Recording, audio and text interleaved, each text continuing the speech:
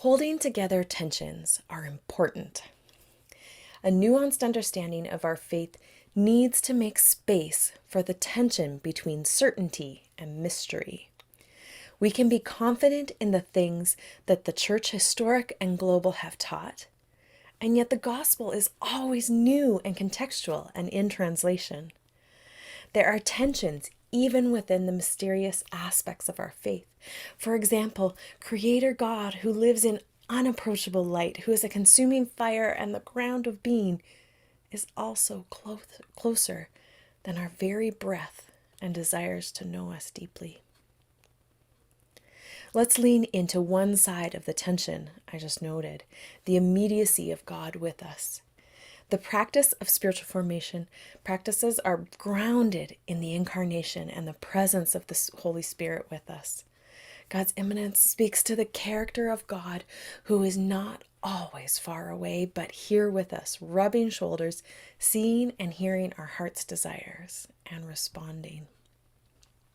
The incarnational aspect of the Christian faith works itself out in the way that creativity and innovation have always happened in the church. Each new generation has taken historic faith and translated it into their own context. There are tensions in this process of translation as well. As we try new things, we hit barriers or boundaries get pushed, and the history and tradition become a conversation partner with innovation.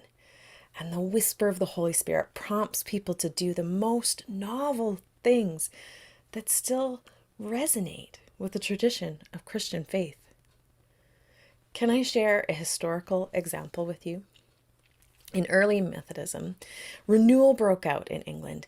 People were converting their nominal faith into active encounters with God and community. And two leaders in the evangelical revival in the 18th century England were John and Charles Wesley. They were both careful students of the Christian faith, historically, scripturally, in their own lives, and in the lives of the people they ministered to.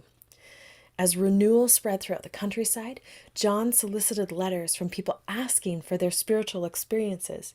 He had his own experiences, but ever the analytic, he wanted to know how others were experiencing God.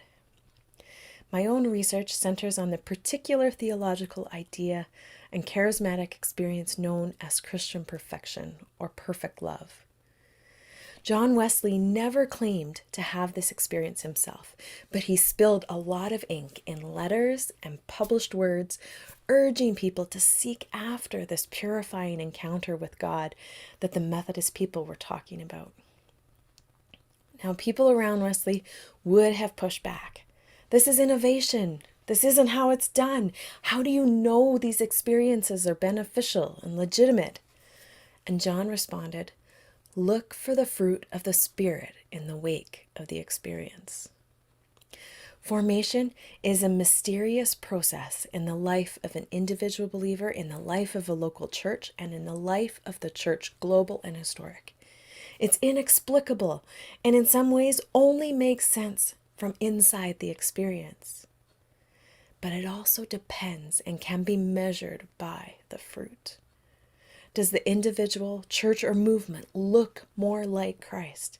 Do they express the fruit of the Spirit, such as love and peace and joy in their daily life? Are the time-tested characteristics ringing true in this novel and particular situation? There is a beautiful tension in the mysteries of formation.